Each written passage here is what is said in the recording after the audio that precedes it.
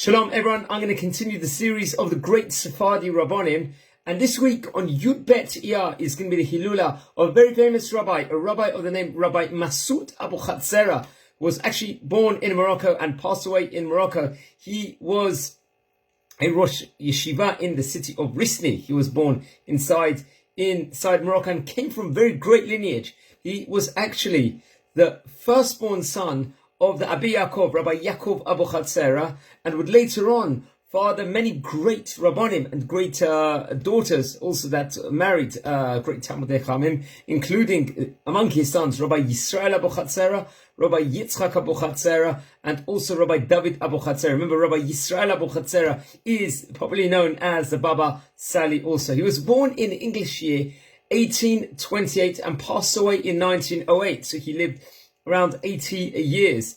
He lived naturally in Yud Bet Iyar. He passed away and was buried at the end in the city of Barisaini. In fact, when his father, the Abir Yaakov, passed away in the year 1880, Rabbi Masud Abuchatzeira actually took his place as the Rosh Yeshiva in the yeshiva there. In fact, after Rabbi Masud Abuchatzeira was born, he actually learned under the leadership, under the Torah scholarship of his father, the Abir Yaakov, Rabbi Yaakov Abuchatzeira, inside the yeshiva, and delved in the highest levels of Torah at that stage in time, and knew the whole, pretty much everything that could be known, and became a great marbit Torah in Israel. He received a shimush, he received a great learning Torah scholarship from his father Abir Yaakov, one of the greatest rabbis, arguably, of all time in the last 1,000 years, could be arguably said, and wrote many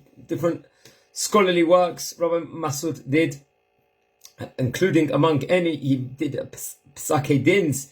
He wrote with regards to one of them was with Rabbi Shlomo ibn Danan, who I spoke about before, another great powerful rabbi in the Sephardi territories, and he printed many different works, including the Bigdei Hasarad and the Elef Bina also, and many, when he was compilations of his writings and his piyutim was published.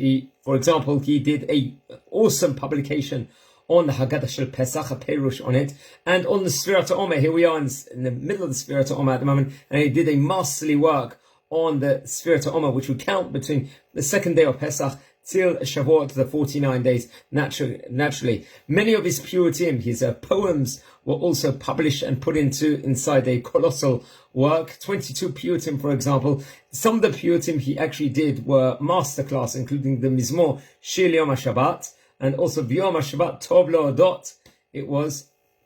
And the great Rav, there was also Rumucha Odeh Et Shimcha, which was also, so as I said before, 22 of these piyutim were collected together and was actually compiled inside the Sefer, the Yigal Yaakov, also another masterly work. And he was a great Torah scholar. He influenced so many Jewish people. His works also are very highly read even nowadays by so many. He was a Rav of so many great students, and he was a father. He was married twice. His first wife had passed away. So with his first wife, the oldest one was Rabbi David Abuchatzeira. Naturally was born another great rabbi and had a daughter called Simcha. And through his second wife, the Baba Sali, was born Rabbi Yisrael Abuchatzeira. Obviously, I did a video on him. Very great rabbi. Rabbi Yitzchak Abuchatzeira, also popularly known as a Abba Chakai, also Chaki, and also had a daughter, another daughter of the name Becha. And many of the descendants, many of them became great scholars or married to people from great lineage of the Torah.